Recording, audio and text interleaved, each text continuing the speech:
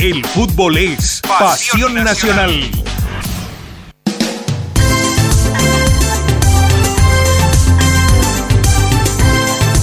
5 minutos pasaron de las 6 de la tarde en todo el país. Y ahora en fútbol, pasión nacional, el comentario final del encuentro con Facundo Rivera.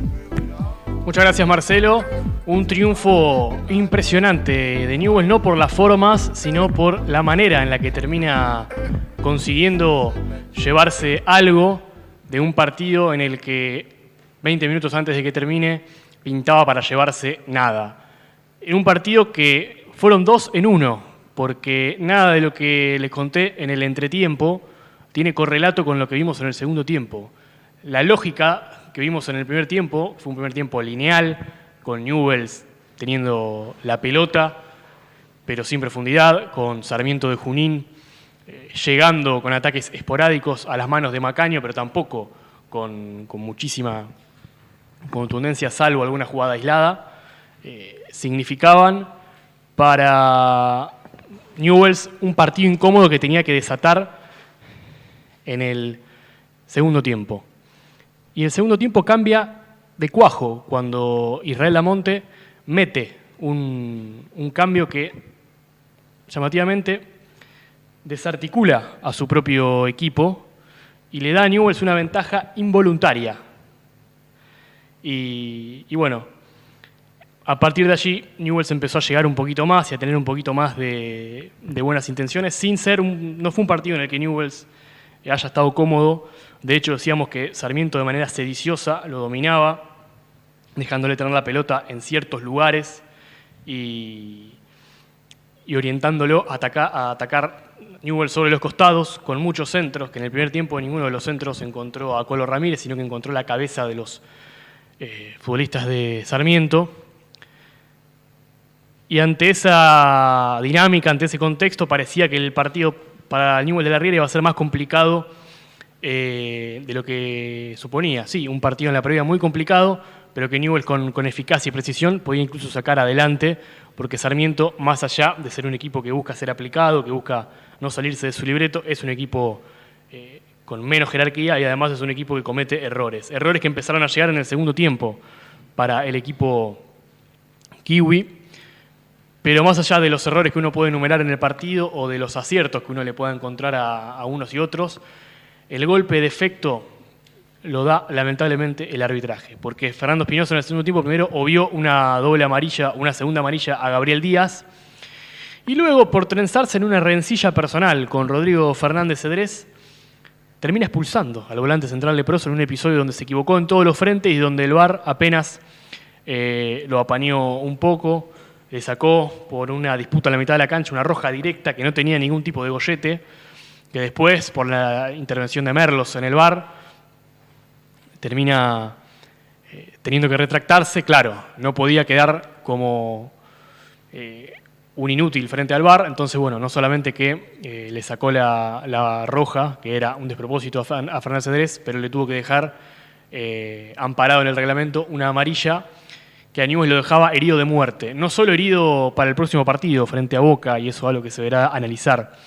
sino que lo dejaba a Newell's prácticamente desnudo a 20 minutos del final, en un partido en el que no había podido ser superior al rival en ningún momento, en el que no tenía ideas para adelantarse y en el que iba a tener que defenderlo esos 20, 25 minutos que le quedaran con un futbolista menos. Sin embargo, y justamente su mejor futbolista. A partir de ahí se le vino la noche a Newell's con uno menos. Sin embargo, en ese momento de crisis, cuando ya incluso habían visto a la amarilla a futbolistas como Méndez y Ramírez por la protesta y cuando a Newell's lo empezaban a sobrevolar los fantasmas y las conspiraciones que lo vienen aquejando en esta Copa de la Liga, apareció un futbolista que viene apareciendo poco, pero que viene siendo muy importante. Ya había aparecido en el primer partido del año, marcando el primer gol del año de Newell's, que es Giovanni Chaverano, que había ingresado por un Misael Jaime que hoy tuvo un buen partido, pero que había fundido Biela, y Chaverano se metió en el área, punteó una pelota, Hernández, su marcador, le comete un penal y llega la tormenta perfecta para Newell's. Colo Ramírez cambia penal por gol y la Lepra de repente empezó a sacar jugo de las piedras en el momento más crítico del partido y de su torneo, porque Newell's, después de la expulsión de Cedrés, parecía empezar a despedirse de esta Copa de la Liga, al menos del objetivo playoff. Y cómo es el fútbol, que uno puede haber enumerado un montón de situaciones en el primer tiempo, sobre todo hablar de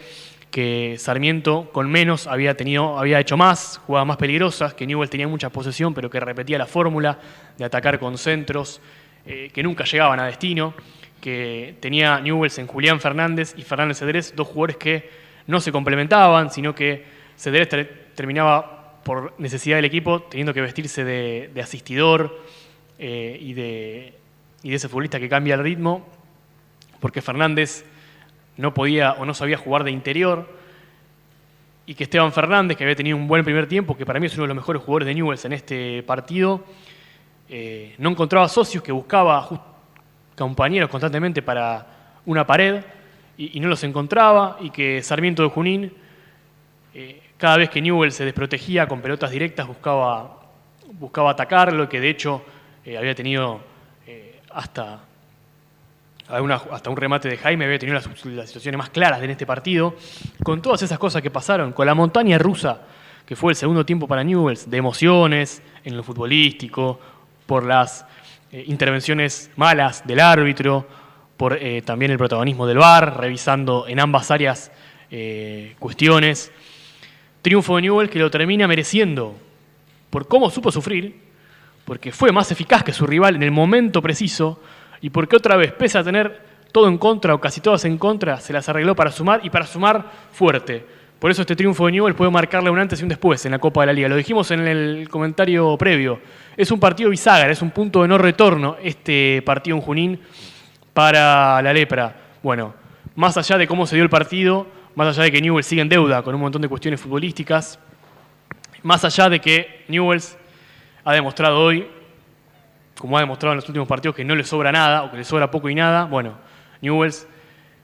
compitió bien, sacó fuerzas de donde parecía que no tenía, encontró una jugada cuando parecía que ya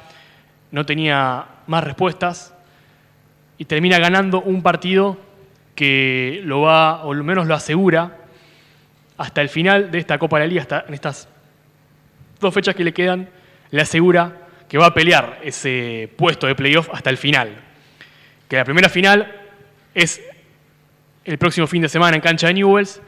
y que hoy levantó un pagaré, ganó en Junín después de 9 años, en un partido absolutamente difícil, en el que estuvo casi siempre incómodo